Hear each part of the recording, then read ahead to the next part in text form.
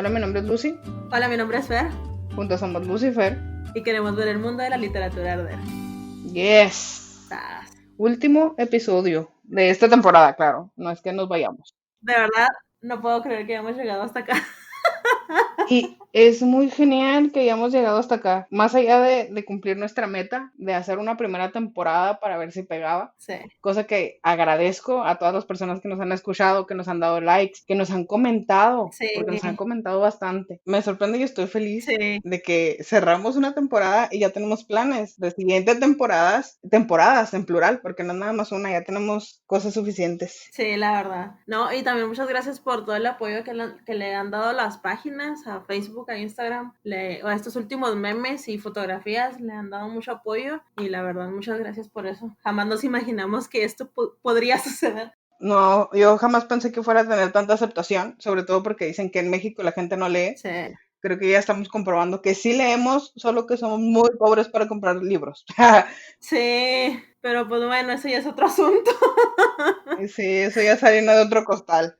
Ni modo, ya que la pobreza. La pobreza. Pero bueno, quedamos que el día de hoy, en nuestro octavo y último episodio de la temporada, vamos a hacer esta especie de dinámica para ver qué libros consideramos nosotras que deberían de ser los nuevos clásicos. Sí. Recuérdanos qué es un clásico y más o menos cómo entra en esta categoría de clásicos. Sabes, ya se me olvidó.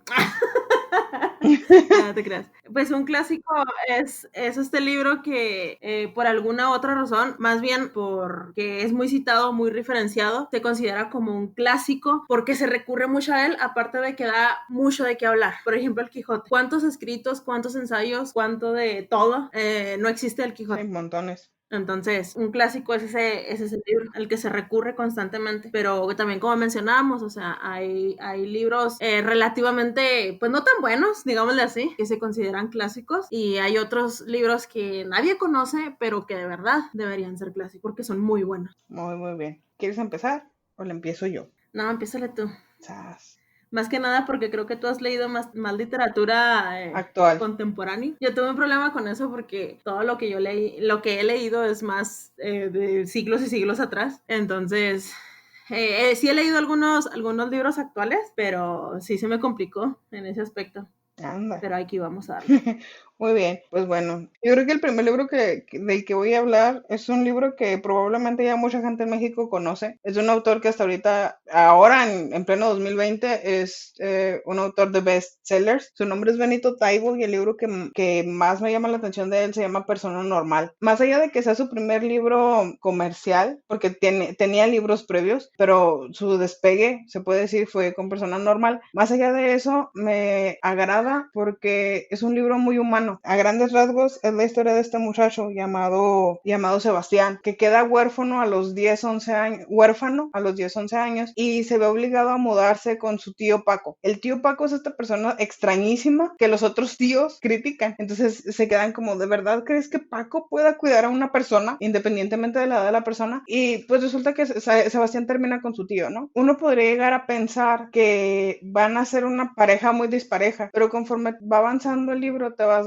dando cuenta de que Paco tiene una perspectiva de la enseñanza diferente. No se trata nada más de que Sebastián aprenda matemáticas y aprenda español y pase los exámenes y todas esas cosas. Se trata de que Sebastián se vuelva una persona humana, que es lo que más le importa a Paco. Y eso es lo que me gusta mucho del libro. Además de que tiene mucha intertextualidad. Benito Taibo generó una lista que aparece al final en el apéndice de todos los libros que él menciona, ya sea que haga referencia a o que te escriba literalmente los títulos. La mayoría son referencias a. Y te dice, es este libro de este autor que se cita en esta parte. Es una cosa muy genial. Yo, ya se los he dicho creo que 500 veces, siempre voy por esta idea de cosas que se puedan dar a leer en la escuela, porque yo quiero ser maestra, yo quiero ser profesora, y creo que la adolescencia, sobre todo, es la etapa más complicada para aprender literatura, porque es cuando nada te interesa, cuando la tecnología te invade, cuando las redes sociales te consumen más. Si te consumían antes cuando eras niño, cuando eres adolescente, es un boom. Entonces creo que este libro habla sobre todas estas cuestiones de la vida, porque conocemos a Sebastián a los 11 años cuando queda huérfano, pero de ahí sigue su vida hasta los 20, muchos años, ¿sí? Lo vemos enamorarse, lo vemos que le partan el corazón, lo vemos irse de fiesta, lo vemos adolescente, intentando no respetar a su tío Paco, lo vemos con todas estas etapas y creo que es un libro que a los profesores les va a servir mucho porque es un libro con lenguaje sencillo, con intertextualidad que va a hacer que el muchacho o el niño se enganche, que diga, bueno, ¿y esta cita de dónde salió? Entonces va a ir a buscar el otro libro al que se le referenció y va a intentar tener este criterio. También me gusta porque hacen estas cuestiones familiares muy extrañas. Por ejemplo, el tío Paco tiene estas sesiones cada tanto donde se recita poemas con su sobrino y luego con la novia del sobrino. ¿Me explico? Y van integrando más y más y más a esta familia disfuncional, porque encima es una familia disfuncional, van integrando más personas y eso es una cosa muy bonita. A mí por eso me gustó mucho, yo lo recomiendo mucho. Me parece que debería ser un clásico y que puede llegar a ser un clásico porque trata las cuestiones humanas, trata la vida de las personas y una educación a la que muchas veces no se le da tanta importancia, porque aquí lo que importa, bueno, al menos en nuestro sistema académico, es pasar el examen. No importa si lo aprendiste bien o mal, sino pasar el examen. Entonces, da otra perspectiva de algo que se debería de hacer, ¿sí? O sea, de una idea que se tendría que hacer de educación. Y pues bueno. Interesante. Ahora, aviéntate uno tú y vamos alternando. Sí, bueno, el primer libro que yo traigo es de un escritor portugués, José Saramago, y es El Evangelio según Jesucristo. Este libro ha sido muy polémico por la situación que trata, y es que habla de la historia de Jesús, pero desde otra perspectiva, desde la perspectiva del propio autor, que es Saramago, y del Mesías. Entonces, los hechos son los mismos, los mismos que se dicen sobre todo en los evangelios, y los analiza desde, como ya había dicho, desde otro punto de vista y de otra manera. Hay una cosa muy interesante en este libro y es que maneja a los personajes, sobre todo, bueno, a todos, ¿no? Pero lo que más impacta es la primera impresión, o sea, o los primeros personajes que se te presentan, que son María y José. Y los maneja desde la cotidianidad, pero así, yo sé que va a ser redundante, pero más cotidiana del mundo, porque no te muestra a estos personajes idealizados que te muestra en la Biblia, ¿no? Por ejemplo, trata a María y José como lo que son, como personas del montón, y lo sitúa en sus costumbres como lo que eran, ese matrimonio por acuerdo. Entonces maneja una probable relación de pareja en la que tal vez no existía el amor, y eso es muy interesante. Otra cosa, como ya he dicho, la obra ha sido... Wow, encima... Sí, dime. No, bueno. No, dime. Que encima no nada más una relación, sino por dinero, prácticamente. Sí, o sea, pues como se hacían antes los matrimonios, eran por acuerdos, o sea, por un contrato como lo que era en aquel entonces, y ves los tratos que se daban, sobre todo, yo sé que a lo mejor voy a sonar muy con las ideas actuales, pero se ve muy el trato muy marcado hacia la mujer, que la mujer no podía o no tenía esa confianza de platicar con su marido, y que el marido solamente la buscaba para la relación sexual. Entonces es muy interesante esa perspectiva que muestra Saramago aquí. Como ya había mencionado, pues esta obra ha sido muy criticada, sobre todo pues por la Iglesia Católica, ¿no? Porque pues se le tachó de blasfemia, y por esta cuestión Saramago se vio la necesidad de exiliarse en España. Entonces, que un libro cause ese revuelo es muy interesante, porque creo que había en la página habíamos publicado una imagen de, creo que era no me acuerdo de cuál libro era, pero hablaba acerca de que los libros que son censurados le muestran al mundo su verdadera vergüenza. Entonces, tal vez la vergüenza aquí es la forma en la que idealizamos a personas que pues simplemente eran común y corrientes, sin ofender a ninguna religión ni nada por el estilo. Sí, y encima personas, por más que se les pensara dioses. Exactamente. Entonces, la razón por la que creo que este libro debería convertirse en un clásico es más que nada por la perspectiva de la religión católica cristiana que se tiene en estos tiempos. Por ejemplo, si nos vamos a la historia, podemos ver que la religión católica pues era básicamente el gobierno, ¿no? Después de un tiempo, pues la iglesia y el Estado se fueron separando, y en este punto ya cada quien puede creer lo que se le pegue su gana y está bien. Entonces se ha desprestigiado hasta cierto punto la religión por este tipo de cuestiones, y yo creo que este libro debería estar en los clásicos por esta perspectiva que tenemos ahora de la religión. Ahora que lo mencionas, me están dando todavía más ganas de leerlo. Sí. Yo quería primero leer lo de lo que tenía Saramago sobre la teoría de la cueva. Ahora creo que primero voy a poner ese como prioridad. No, y luego aparte, quita todos los, ¿cómo decirlo? Por ejemplo, ahora estamos mirando en nuestras clases el hecho de la etapa de la modernidad y del positivismo y todo ese tipo de corrientes. Sí. Que quitan todo lo divino de las obras y lo explican como una condición del ser humano en las obras. O sea, ya no hay cosas divinas, hay hechos concretos hechos por el ser humano. Entonces este libro es esto, te quita todo lo divino y todo lo, por entre comillas, fantástico que pueda haber y te habla de, pues no sé, o sea, de cosas que no están mezcladas con la divinidad y está muy interesante. Más terrenales. Exactamente, más terrenales. No, en serio que suena muy, muy, muy interesante. Sí, la verdad está muy padre. Lo voy a priorizar, te lo juro que sí, lo voy a comprar y lo voy a leer. Y hay otra cosa bien interesante en este libro, Saramago utiliza el estilo narrativo directo. Es este estilo es que, por ejemplo, no te muestra, ¿cómo lo decimos? Cuando los personajes van a hablar, normalmente se separa el diálogo con un guión. No sé si me explique. Pues aquí en este libro los diálogos son directos, o sea, incluso en ocasiones tienes que regresarte a leer porque no sabes qué personaje está hablando, pero ya cuando comienzas a leerlo mejor. ¿Te refieres a que aparecen dentro del párrafo? Sí, exactamente, aparece dentro del párrafo. Una manera narrativa bastante extraña y supongo que eso le da cierta complejidad al texto. Sí. No creo que cualquier persona pueda leerlo. No, pero es que sí está bien interesante. Más que nada, ya cuando lo comienzas a leer, después de un rato, como que te acostumbras. Entonces, eso también es algo interesante de ese libro. Sí, no, pues como en todos los libros, al principio te puede parecer complicado, pero conforme vas avanzando y agarras la manera o el estilo, nosotros lo conocemos como estilo del autor, se te facilita un poquito más. Chip. Muy bien. ¿Algo más que agregar de este libro? Bueno, además de todo lo que se puede decir de él. No, pues para no hacerla tan larga, yo creo que es todo. Sí, pues es que nos podríamos quedar toda la vida hablando de libros, pero Sí, no, olvídate. pues no se puede. Tenemos tiempo ilimitado.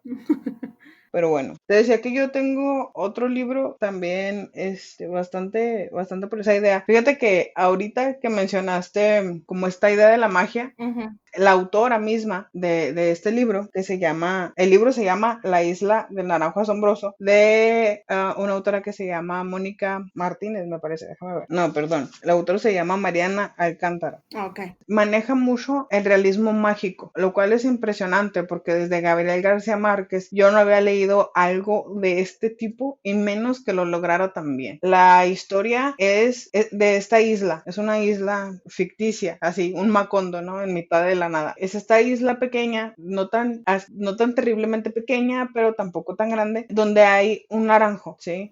En este poblado, porque hay varios poblados. Pues resulta que ese naranjo se le atribuyen cosas mágicas. Por ejemplo, dicen que una sola naranja puede alimentar un ejército de 200 soldados, o que les da energía para no dormir durante días, o cosas por el estilo. Wow. El punto es que han glorificado este naranjo al grado de que toda la gente que se casa usa sus flores para hacer los ramos y hay rituales al respecto con el naranjo de por medio, de que los novios tienen que tomar el jugo y cosas por el estilo. Entonces el naranjo encima está monopolizado por un señor y este señor pues es un amargado literalmente. Lo único que hace es vivir para cuidar que nadie se acerque al naranjo y nadie se robe las naranjas. Y por el otro lado tenemos a esta niña que se llama Mariana. Lo que pasa con ella es lo siguiente. Ella, pues muchos dicen que Miranda debería de ser la dueña del naranjo. Nadie especifica muy bien el por qué al inicio, pero te empiezan a dar estos flashbacks. Empieza el retroceso hasta el inicio de quién llevó el naranjo a la isla. Y resulta que fue el tatarabuelo de Miranda. Y luego a partir de ahí te va explicando cómo se va hilando toda esta situación hasta llegar a ella. El asunto es existen un montón de leyendas alrededor de la familia de la muchacha. Por ejemplo, que la gente de su familia tiene los ojos oscuros, pero se le van aclarando y conforme se van aclarando, ellos sienten esta necesidad de irse a vivir al mar. Y no es que ellos puedan nadar, respirar debajo del agua. Son personas cualquiera. Entonces, pues obviamente el final para todas estas personas es trágico hasta cierto punto. Y te empieza a decir con cuántas personas de su familia antes que ella sí se cumplió esta maldición, por decirlo de alguna manera, de que terminan en el agua. Y resulta que empieza este retroceso hasta llegar de nuevo a Mariana, mañana que se mete en un problema porque se robó una naranja del árbol. Ah, sí. Y pues bueno, ya no les voy a decir más porque ya acercarme demasiado al final. Pero lo que me gustó, además de que tiene un lenguaje muy, muy sencillo, me parece que es un buen inicio de acercamiento al realismo mágico de García Márquez. Creo que es un libro, sí, y no es un libro necesariamente adolescente. Creo que es más bien como de 12, 13 años, porque es un libro ligeramente grueso, tiene 150 hojas. Ujú. Entonces, no creo que un niño tan pequeño pueda leerlo, pero también para los adolescentes puede parecer muy aburrido. Entonces, sí, 12, 13 años creo que es bastante recomendable que lo lean. Y me gusta porque es una gran aventura. Platica toda la aventura que tiene lugar porque ella se comió esa naranja. Entonces se mete en un problemón y hay hasta un juicio. Entonces tienes que ver todo este problema y es una aventura tal cual. Ujú. Es ir siguiendo a Miranda y a su familia en toda la aventura para ver en qué termina con el naranjo, que el final es glorioso también. Chas. Y pues sí, yo se los recomiendo mucho y creo que debería de quedarse en el canon por más allá de esta simpleza del lenguaje, porque creo que ya no hay muchos libros de este estilo, ya no hay mucha gente que apueste primero que nada a personas tan jóvenes, a público tan joven, porque literal este libro es un libro infantil juvenil del Naranjo, de la editorial del Naranjo, se los recomiendo un montón. Interesante. Y sí, creo que se tendría que quedar en el canon para que todas las nuevas generaciones también tuvieran algo más infantil, más joven que leer, porque pues enfocarnos nada más en los adultos también está un poco complicado. Y pues bueno, tocas. Bueno, ahorita que estás hablando de eso de las nuevas generaciones, que es necesario que se interesen, tal vez, no, a lo mejor no en el canon, pero pues sí más en la lectura.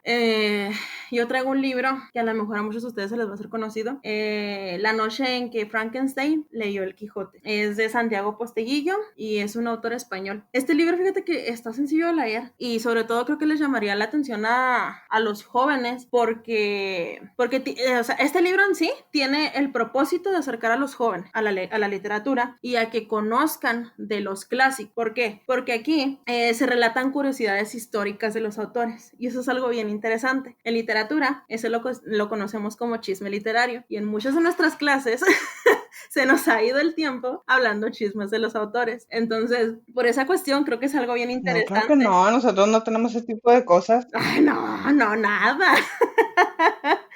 Otra cosa es que este libro se cuestiona cosas muy interesantes. Por ejemplo, habla de asuntos relacionados con Shakespeare, si realmente él escribió todas sus obras. O, por ejemplo, a quién se le debe el orden alfabético de las bibliotecas. Ese tipo de cosas vienen en ese libro y creo que son muy interesantes, no solamente para los jóvenes, sino para cualquier persona, cualquier lector, que sepa todo este tipo de cosas. Y también porque, ¿cómo decirlo? Reafirma el hecho de que los lectores quieran seguir siendo lectores por todas estas cuestiones de chismecillos, ¿no? Entonces, porque creo que este libro pues, debería ser un clásico, no solo porque referencia sino que despierta la curiosidad por leer otras obras. Al principio mencionábamos que un libro del canon es muy referenciado y da mucho para escribir, entonces sobre todo aquellos alumnos, escritores, lo que sea, que quieren hablar acerca de la vida de los autores, creo que este es un libro donde pueden sacar mucho y porque más que nada porque cuestiona este tipo de asuntos, o sea, cuestiona a los mismos autores y eso es algo bien interesante. Y otro dato interesante es que en su nombre, en el nombre del libro, tiene 2 libros que son clásicos, Frankenstein y Quijote, y eso llama mucho la atención. Sí, claro. Sí. Sí, muchísimo. Que es lo que yo te decía, yo ya tenía la tentación de comprar este libro desde hace muchísimo tiempo. Uh-huh. Pero no sé, luego se atraviesan otras cosas o prioridades de la escuela y entonces terminas comprando cualquier libro menos Sí. este. No, es que la escuela, la verdad, o sea, no es que quite tiempo porque sigues aprendiendo, pero, o sea, sí te quita tiempo en cuestión, digámoslo así, ¿verdad? En cuestión de que tú quieres leer un montón de cosas y no puedes porque tienes que seguir leyendo la tarea y no es que sea algo forzoso o algo tedioso, por así decirlo. Sí, pues sí. O sea, también se disfruta leer la tarea, pero pues también quisiéramos leer otras cosas. Quisiéramos leer un montón tener una vida eterna para poder leer todo, lo bueno y lo malo, porque también de lo malo se aprende. Eso sí. Bueno, ¿algo más que agregar de este libro? No, vamos a darle, señora. Muy bien. Yo tengo un libro que es quizá de mi autor favorito del mundo. Bueno, no, de mi segundo autor favorito del mundo porque el primero es Juan Rulfo. Lo siento mucho. Es de Neil Gaiman. Es este autor británico que me sorprende mucho porque todos los libros que he leído de él hasta ahora me encantan. Todos. Y fue bastante complicado elegir uno que reflejara lo que más me gusta de este autor. Tiene un montón. Está desde Coraline, que yo supongo que todo el mundo lo conoce por la película. Sí.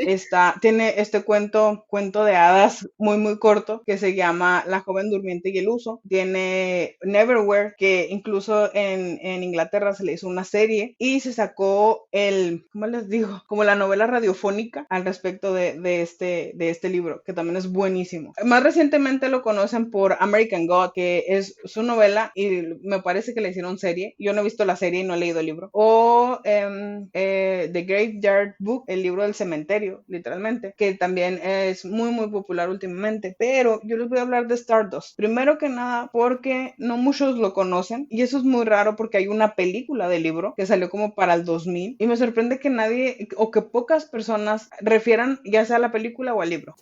¿Qué es lo que me gusta de este libro? Principalmente que es un cuento de hadas. Wow. Está este pueblo que se llama Pared. Bueno, yo lo leí en inglés, entonces se llama Wall. Y está este lugar que literalmente se llama de esa manera porque hay un muro, hay un muro que divide, parece, o hasta cierto punto te dan la referencia de que divide este mundo mágico del no mágico. El pueblo queda obviamente del lado no mágico. Entonces hay un guardia todo el tiempo en una abertura que tiene el muro para asegurarse de que nadie entre y que nadie salga.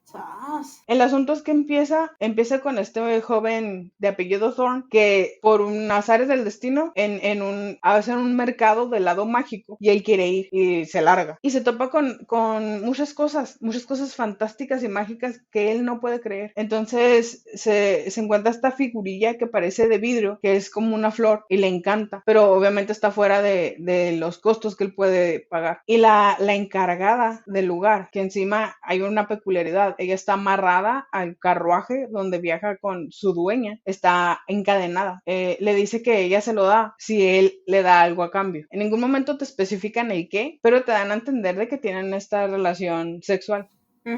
Y se corta, sí, se corta la línea del tiempo de este hombre. Te dicen que pasan muchos años y ahora nuestro protagonista es Tristan Thorne, el hijo de este señor. Y te empiezan a decir que este muchacho está enamorado de la más bonita del pueblo. Y que en un momento ellos están platicando y se ve una estrella fugaz y él le hace todas estas promesas de amor y ella le dice, ¿sabes qué? Yo voy a aceptar tu mano en matrimonio cuando tú me traigas esa estrella fugaz. Y el tipo, en lugar de decirle no, ¿sabes qué? No, dice, perfecto, yo lo voy a hacer. Y al siguiente día empieza a maquinar toda esta idea para poder salirse del pueblo e ir por la estrella fugaz que le prometió a la muchacha. Entonces llega el momento del mercado en el área mágica, cruza el muro y dice, de aquí soy, y se va a esta gran aventura para poder encontrar la estrella fugaz.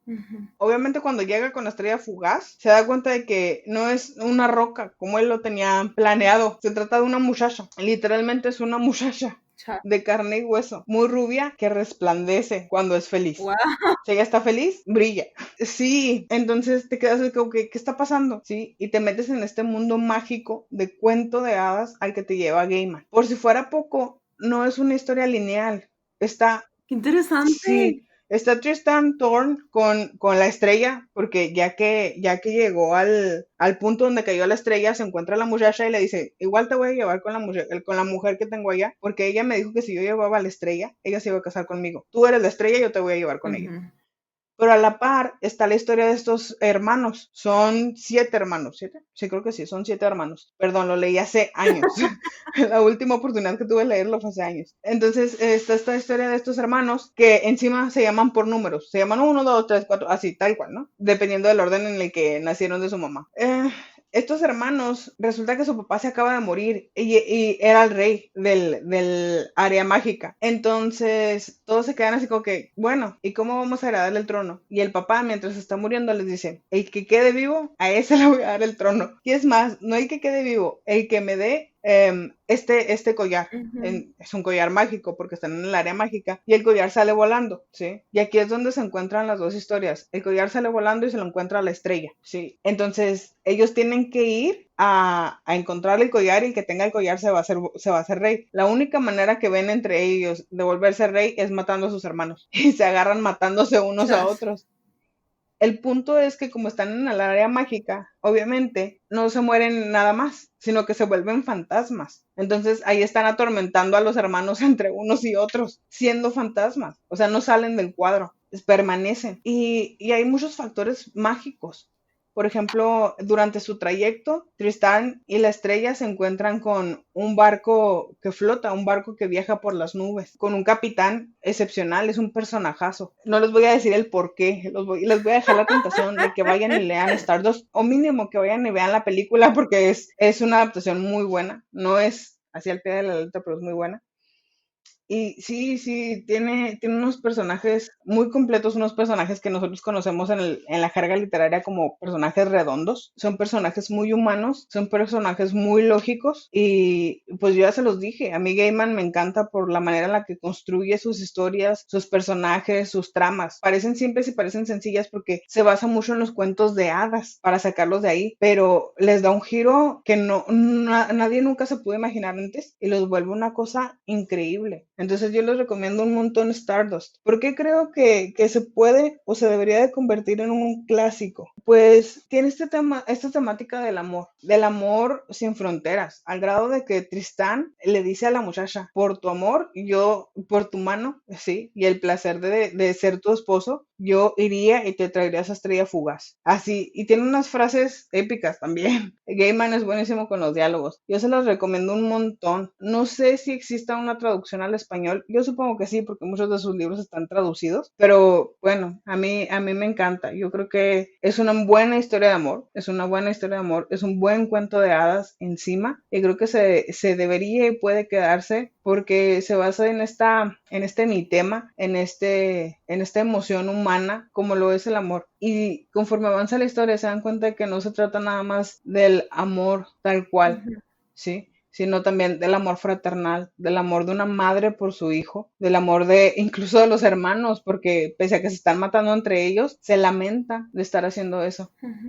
Y por si fuera poco, tiene estas villanas excepcionales que a mí me recuerda a la película de Hocus Pocus, Ujú.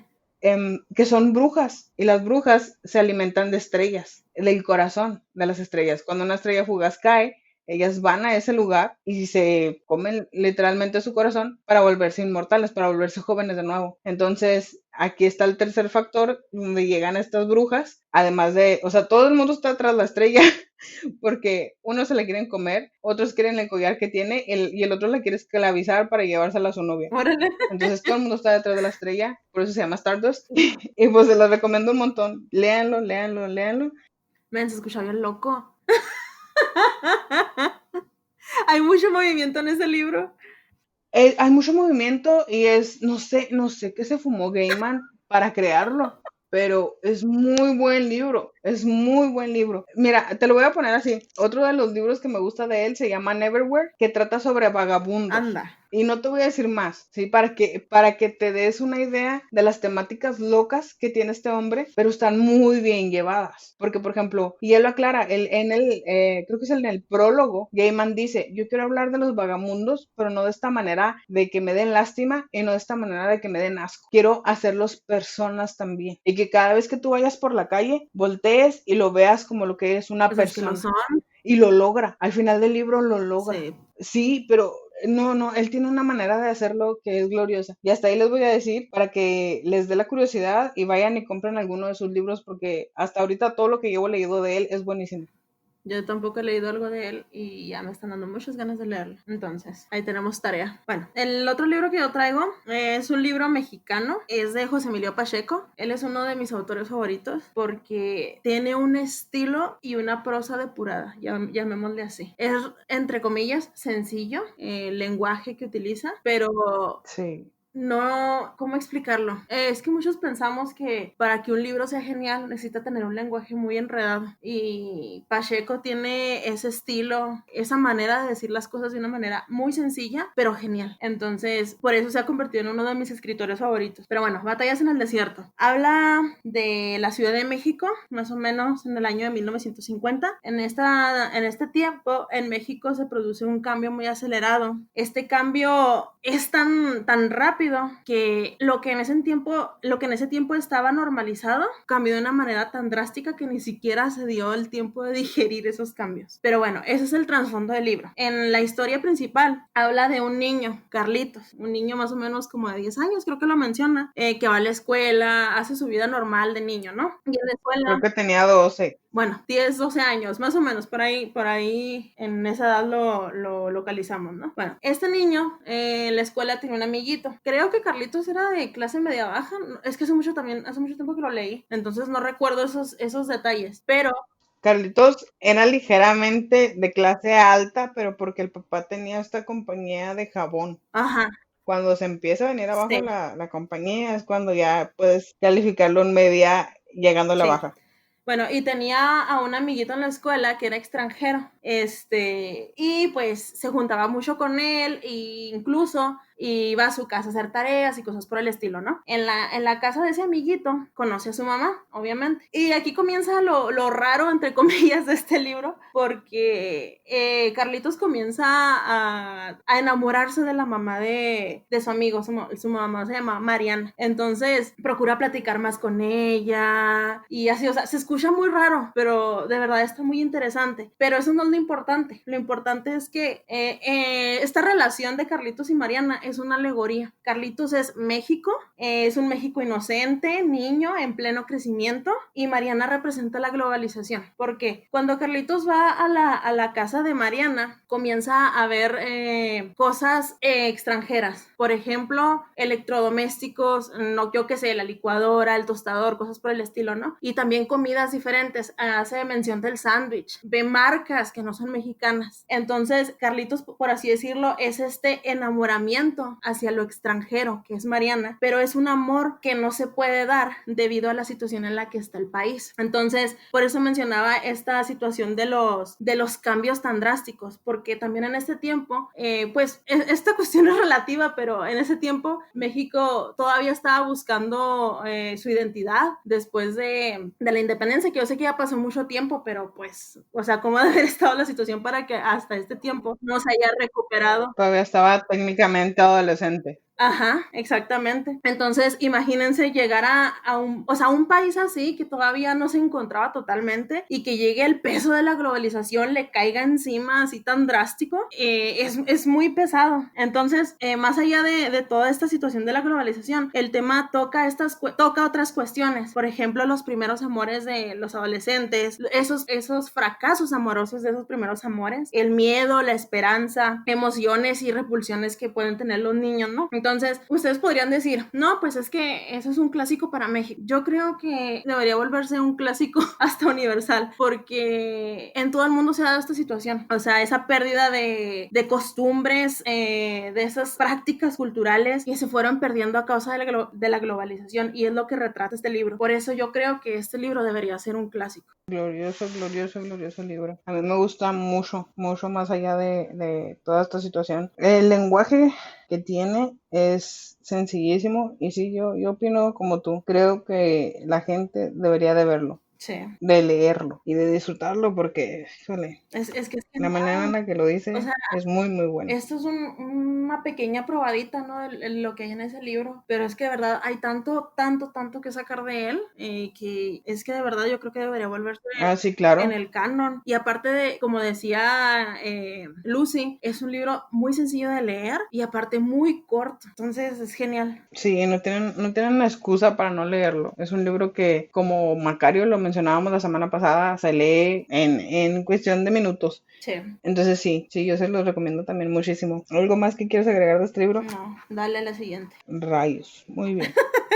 ¿Cuántos me quedan? Creo que ya. Ah, no, ya. Me quedan 2, ya los encontré. El siguiente es otro libro también de un autor mexicano, un autor que a mí también me gustó un montón. Este libro lo conocí principalmente por una maestra a la cual amo, que se especializa en estas situaciones fantásticas. Es buenísima como maestra. Pero bueno, este libro se llama Nadie los vio salir, es de el autor mexicano con nombre Ese libro. Eduardo, sí. Te lo dije. Eduardo Antonio Parra es el autor del libro. Es un buenísimo libro, un libro muy, muy, muy corto. Si creen que Las batallas en el desierto es corto, Nadie los vio salir es todavía más corto. Muchos dicen, de hecho, del libro, que es un cuento ligeramente largo, lo cual también puede entrar, porque los personajes son pocos, las acciones son pocas y, bueno, a grandes rasgos trata sobre un bar, no un bar, una cantina acá en la frontera. Y no nada más en la frontera, sino en la ciudad de donde somos Fer y yo, lo cual a nosotras pues nos impacta un montón. Sí. Porque él vivió acá un tiempo, entonces quiso retratar todas estas cosas de nuestra ciudad, la industria maquiladora, las personas en las maquilas. Empieza con esta gente que sale de las maquilas con sus filipinas, con sus, ¿cómo se llaman? No sé otro nombre para ellos, pero son así como las batas de laboratorio. Sí. Así, más o menos así. Es el uniforme, ¿no? Pues salen con sus filipinas de diferentes colores, sí, con sus filipinas de diferente color dependiendo de la maquila de donde salgan y se suben a los camiones. Esa es la primera escena, pero luego dicen que como es fin de semana, muchos de ellos van a terminar en las cantinas y nos habla de esta mujer que se puede decir que es una especie de cabaretera, sí, acá les decimos ficheras, no sé cómo les digan en su país, googleenlo. Básicamente, la función de la fichera es esta mujer que entretiene a las personas o a los hombres que están en la cantina. No necesariamente es una cuestión sexual. Sí puede terminar en cuestiones sexuales, pero lo principal es hacerles compañía mientras están echando sus tragos. No por fuerza deben de terminar en la cama. Antes, de ahí viene su nombre, antes se les pagaba con fichas. Tú comprabas una ficha y como si fuera una maquinita de videojuegos, ibas y se la dabas y bailabas con ella, ¿sí? Ahora ya es directamente trato monetario. Pues bueno, está esta mujer fichera que, pongámosle que es fichera, no digo que lo sea literalmente, está esta mujer que está hablando con su compañera y están diciendo pues que la compañera se siente muy mal y está tumbada en la cama y hacen este chiste. Sí, el chiste es importantísimo para el libro diagonal, cuento largo. Dice la mujer en la cama que ella está bien, pero si se llegara a morir, quisiera que le hicieran una fiesta enorme, donde todo el mundo fuera feliz, donde todo el mundo estuviera bebiendo y que terminaran todos teniendo sexo. Parece un chiste, pero conforme avanza el libro te das cuenta de que es la frase clave. Sí. No les voy a decir el por qué, sigan leyendo. Sí, no. Entonces, la otra mujer, la primera fichera de la que hablamos, le dice, bueno, parece que estás bien, si puedes hacer chistes, y baja a la cantina donde trabajan ambas. Y ella pues se tiene que poner a trabajar porque necesita comer, literalmente. Sí. Y se va y se sienta con este señor que ya se puede considerar un parroquiano de la cantina donde va, y se empiezan, pues ella es lo que dice, que con él no tiene miedo porque el hombre se nota que hace mucho que no tiene sexo, entonces lo único que quiere, como ya dije, es la compañía de la mujer, no es que hablen, ella nada más está ahí como medio abrazándolo mientras él toma y ya. Sí. Pero para esto ingresan a la cantina dos personas bellísimas, terriblemente bellas, impactantes, vestidas de blanco, y captan toda la atención de todos los comensales y de las personas que atienden el lugar. Y ella al principio lo atribuye a que pueden ser los llamados gringos, que son personas estadounidenses que a veces vienen, sí, que a veces vienen acá a la ciudad porque acá es más barata la cerveza. Entonces ellos lo atribuyen a eso. Pero estas personas empiezan a tener contacto entre ellos. Y no me refiero a que empiecen a tener sexo enfrente de todos. No, eso es más adelante. Empiezan a tocarse, empiezan a abrazarse. Llega un punto en el que se levantan a bailar y captan todas las miradas de todo el mundo sobre ellos. Y pues esta mujer se cuestiona el por qué. Hasta ahí los voy a dejar porque en el final es donde todo va a cobrar sentido. El final es glorioso. Sí. Es todo lo que les puedo decir. Sí, el final es épico y colosal. Sí. Y la manera en la que Eduardo Antonio Parra lo relata es un lenguaje muy sencillo. Sí. Muy sencillo. Yo creo que es un libro también que se puede quedar en el canon, o debería de quedarse en el canon, porque maneja, se los voy a decir ya para que se vayan entrando un poco más, maneja las cuestiones de la vida y la muerte Ujú. y lo que hay después de la vida. Sí, Entonces te deja pensando incluso cuando el libro termina. sí. Sí, tú lo lees, lo terminas, cierras estas cuestiones que yo les dejé un poco abiertas, todo cae sobre su sitio y pese a eso te quedas pensando de rayos, bueno, ¿y qué hay más allá? Ujú. Sí, o sea, Eduardo Antonio Parra te da una opción, pero de verdad que hay más allá, ¿sí? O también te hace cuestionarte cómo vas a dejar este mundo. Son cosas que impactan a las personas y que ya lo habíamos dicho, son estos mitemas, estos temas universales que van a quedarse en la psique del humano por mucho, mucho tiempo o quizá por siempre. Porque no vamos a poder resolver el qué hay después de la muerte. Y Eduardo Antonio Parra lo trata, cosa que lo hace de una manera genial. Y por eso yo creo que se va a quedar este libro en el canon por mucho, mucho tiempo. Además de que creo que las personas externas a nuestro país deberían darle una oportunidad y deberían de ir viendo, pues, si lo vale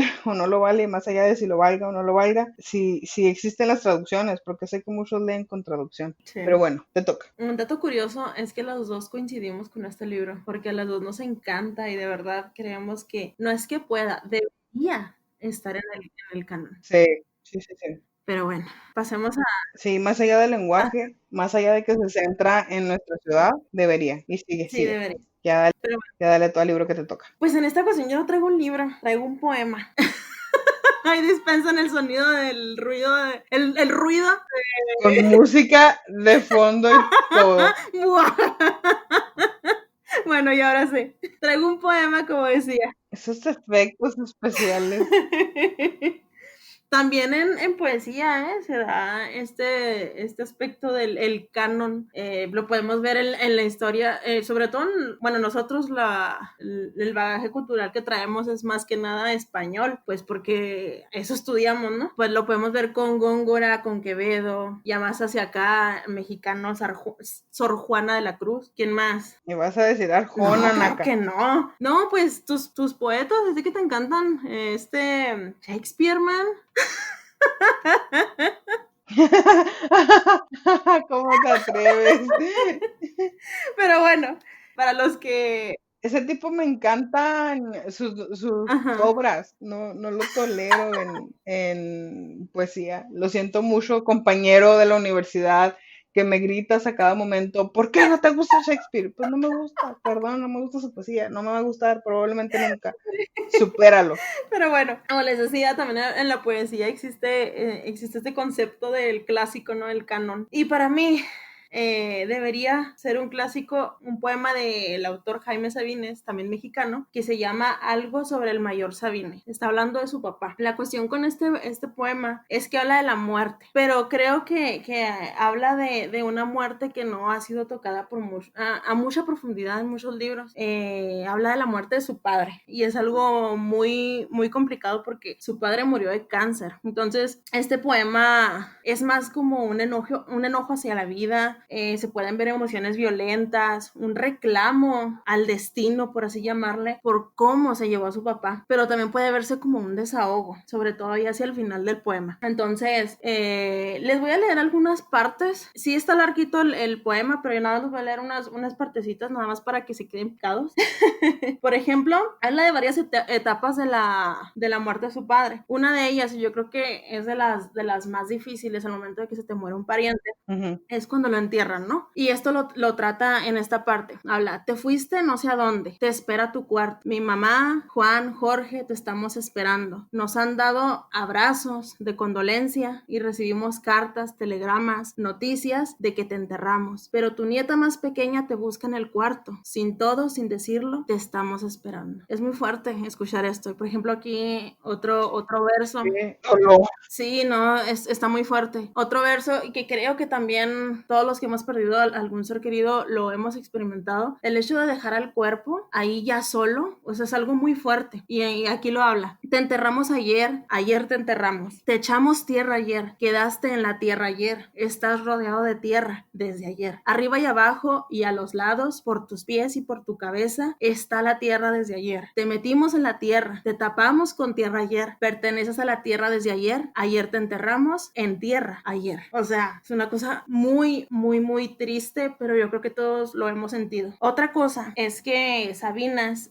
ha sabido acercarse mucho al lector porque toca muy a profundidad todos los sentimientos. Entonces, ha sabido hacer, por así decirlo, algo sencillo de la poesía y lleno de sentimentalismo aparte. Entonces, esa yo creo que es una clave para que el poeta, en este caso, se acerque a su público, ¿no? Entonces, yo creo que por esto, este poema debería ser un clásico porque es algo universal. A todos nos duele la muerte de un ser querido. Y pues imagínate, o sea, la muerte de un papá ha de ser algo muy pesado. Bueno, hay algo de Sabines en la escritura de este poema, y esto ya lo hemos tratado hace rato, acerca de los chismes literarios. Esto lo aprendí en una clase. Habla de la experiencia de Sabines al escribir este poema. Para empezar, él no quería escribir nada acerca de este tema porque le dolía demasiado. Pero hay una cosa interesante, y es que cuando su papá murió, él no podía escribir, como que se le fue la inspiración. Entonces quería escribir y no podía. Y en una reunión de autores, otro autor se acercó a él y le dijo, oye, ¿qué has escrito? Y Sabines le dijo, no, pues ¿sabes qué? Pues no he escrito nada y lo único que me nace escribir es acerca de la muerte y es algo que no quiero tratar. Y el autor le respondió, pues es que es algo que tienes atravesado y ese tema no te va a dejar hasta que escribas él. Entonces, este es el resultado de ese desahogo, y la verdad, cuando yo lo estaba leyendo la primera vez, se me hizo nudo la garganta y quería llorar, sacar la lágrima a todo lo que daba por imaginarme, ¿no? Ese momento que yo creo que nadie queremos que llegue, o sea, la muerte de tus padres, yo creo que es algo muy, muy pesado. No, claro que no. Entonces, por esa cuestión, yo creo que este poema debería ser un clásico, la verdad. Ese poema y cualquiera de Sabines. Sabines es Sí. glorioso como poeta. De hecho, uno de mis poemas favoritos es Tu nombre, de Jaime Sabines, que se habla de amor, una cosa muy cursi. Pero sí. Yo leí este poema hace muchísimo tiempo y sí está para llorar. Sí está para llorar porque creo que todo lo que él sentía en ese momento lo expresó de una manera gloriosa, Sí. y épica. Además de que Sabines tiene esta cualidad de que él es versolibrista. Sí, pero se nota que aprendió las bases perfectamente porque sus poemas son muy musicales. Sí. Muchísimo, muy musicales. No tienen métrica, obviamente, verso libre, pero tienen una musicalidad espectacular. A mí me gusta mucho cómo escribe. Y hay otra cosa, sí, de eso que decías del estilo que tiene Sabines, él dijo, él muy vanidoso, que uno de los secretos de su estilo es que pareciera que no tenía un estilo propio. Entonces ahí es lo difícil, ahí está lo difícil de Sabines. Ajá. Wow, sí, no, y por qué vanidoso, está bien halagarse a sí Claro. mismo, si uno no se halaga, ¿quién lo va a Exacto. halagar? Más en nuestro México, y sí, es muy válido porque él de verdad tenía talento, él no era como estos poetas actuales, y sí, estoy entrecomillando con las manos, Uh-huh. no es como estos poetas actuales que dicen, no, es que yo soy poeta, y le dices, muy bien, ¿me puedes decir la estructura de un soneto? Y todo el mundo se queda en blanco. Sí. Entonces, sí, yo creo que sí, pero bueno. Bueno, Más que decir de Sabines o de su poema. no, tú dale. Ok, bueno, mi último libro es un libro que particularmente a mí me gustó mucho y como vi que ya tenía, vi que ya tenía muchos libros adolescentes, dije, bueno, voy a meter un libro más adulto. Este libro, además de adulto, es un poquito complicado porque, como tú lo dijiste, se parece un tanto al estilo de Saramago. Tiene este estilo directo donde los diálogos van insertados dentro del párrafo. Ajá. Entonces no tenemos estos guiones que nos dicen quién dijo qué cosa y tampoco tenemos estas acotaciones de inquirió fulanito o lo mencionó menganito. Entonces te confunde un poco hasta que le tomas el hilo, claro. Uh-huh. El título del libro es El último día Terranova y es del autor catalán Emmanuel Rivas. Yo lo leí hace como 5 años cuando recién salió y me gustó mucho porque tiene una prosa, sí, una prosa muy lírica. ¿A qué me refiero con esto? Las oraciones están muy cuidadas al grado de que tienen incluso musicalidad. No me puse a medir la métrica porque hay libros que tienen métrica, pese a que es prosa, pero sí tiene mucha poeticidad dentro de su prosa, muchas frases muy hermosas. Entonces, eso fue lo primero que me cautivó. Lo segundo es la trama. ¿De qué va el libro? El último día de Terranova es literalmente eso. Terranova es una librería y ese día va a cerrar. ¿Por qué? Pues porque la gente ya no consume libros. Entonces te empieza a decir los orígenes de la librería, los orígenes de Terranova y pasa por muchas cuestiones históricas y entonces te empiezas a dar cuenta de que no nada más es una librería, también representa un poco esta resistencia y esta oposición a la ignorancia. Y por ignorancia me refiero a muchas cosas. Por ejemplo, él cita lo que acá conocemos como Tlatelolco o el 68. Hay una mención y eso fue lo que más me gustó porque yo en muy pocos libros ibéricos, en muy pocos libros españoles, he visto que se mencione eso. Sí, acá es un hecho que cada año conmemoramos, cada año, sin falta, pero no lo he visto en otros países. Y menos en Europa. Entonces, que él mencionara el México 68 Sí. fue muy impactante para mí. Mencionó esta matanza de los estudiantes en la plaza de Tlatelolco. Estos estudiantes que encima estaban protestando y haciendo estas reuniones que acá llamamos los meetings, los estaban haciendo con la finalidad de tener un país mejor. Y terminaron masacrándolos. Llegaron las Fuerzas Armadas y literal hubo una balacera. Murió mucha gente, murieron personas incluso civiles que no eran estudiantes, pero que querían un cambio y llegaron a la plaza para protestar.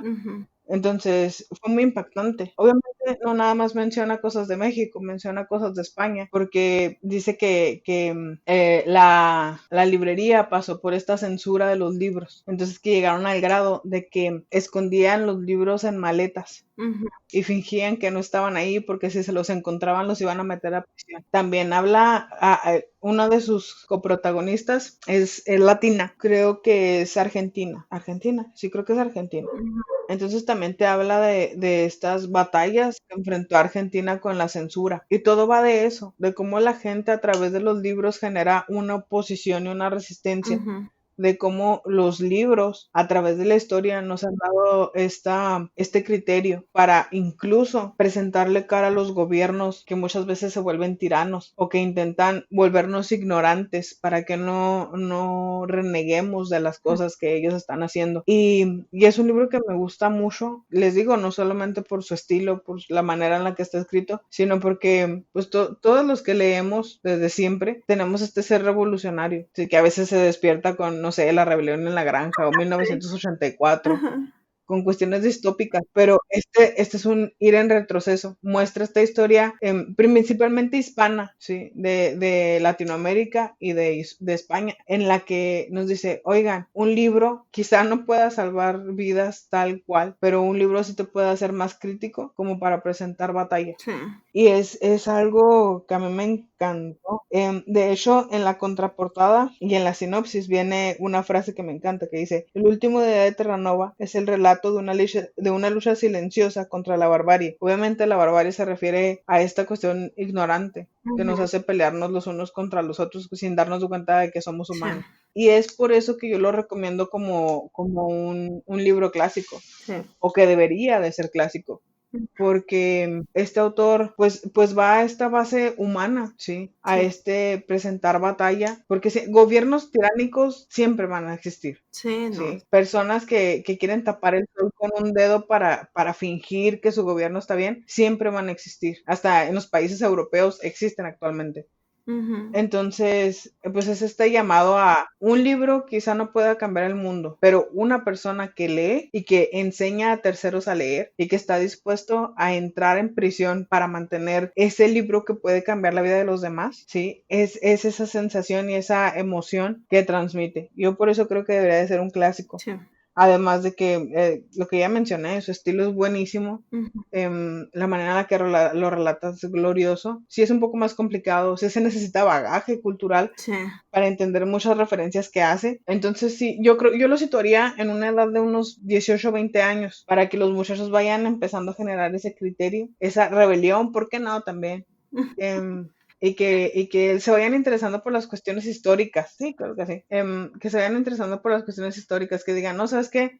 Pues mencionan esto, yo no vivía en aquella época porque pues obviamente soy muy joven, yo soy del 2000 para acá, yo no vivía en el siglo pasado, no sé a qué se refiere, pero lo voy a googlear y voy a investigar y voy a ver el por qué se dio. Y esa investigación los puede llevar a otros libros, como el que creo que tú nos vas a hablar más ahorita que yo terminé de Sí. hablar.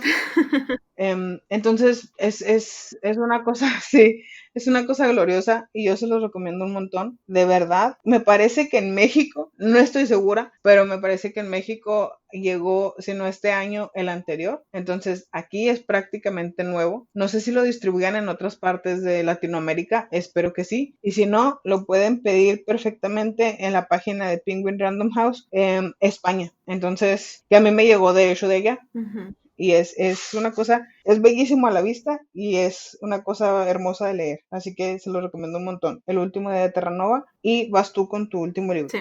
Bueno, el último libro que traigo, se centra en esa situación que ya les había platicado Lucy, acerca del 2 de octubre de 1968, esta protesta bueno, más bien protesta a todos los niveles, trabajadores, estudiantes, maestros, de todo, hacia el gobierno. Entonces, lo que mencionabas acerca de que estos libros deberían ser más leídos es muy interesante porque, de verdad, en México el 2 de octubre, o sea, es muy interesante esta fecha. ¿Por qué? Porque es una manera de recordar, ¿no? Esa masacre que se vivió. Y sí, o sea, hasta en la universidad, a veces que cuando llegamos a nuestras clases, cuando es día 2 de octubre, en el pizarrón nos ponen 2 de octubre, nunca se olvida. Pero bueno, Sí, están las sillas, ajá.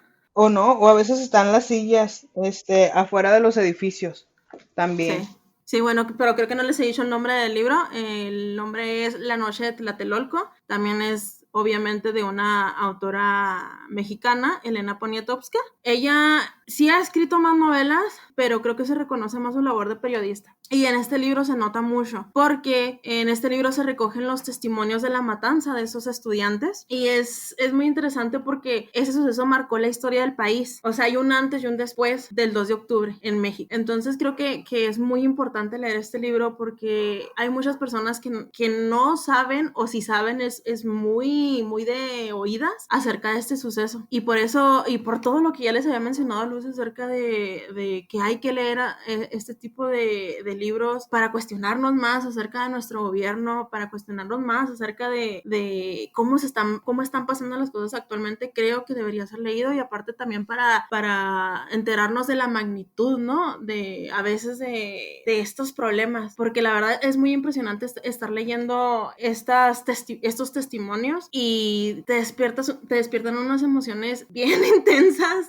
O sea, pasas por todas las emociones. O sea, te despierta este espíritu revolucionario que todos tenemos dentro, la tristeza, el coraje, de todo. Entonces, por esto, no sé si debería ser un clásico Además mundial. de que te genera un criterio. Ajá, exactamente, te genera un criterio totalmente. Pero te decía, no sé si debería ser un clásico mundial, pero si no mundial, al menos sí en México, sobre todo por la fecha. Y sí, y también otra cosa, también Sí, aparecen claro. testimonios de varios escritores mexicanos, como es el caso de José Revueltas. Ahí aparece en ese libro, entonces es bien interesante leer. Sí. No recuerdo si aparece José Emilio Pacheco también en algunos lugares. ¿Era José Emilio Pacheco? Creo que sí. Ay, no recuerdo, es que hace mucho que lo leí. Ya sé, yo también tiene un buen. Otra cosa también interesante de este libro es que sí, en la primera parte, perdón, en la primera parte recoge todos estos testimonios y en la segunda ya es más narrativo. Entonces se ve esta flexibilidad, ¿no? En la autora, su ser literario y su ser periodístico. Sí, no.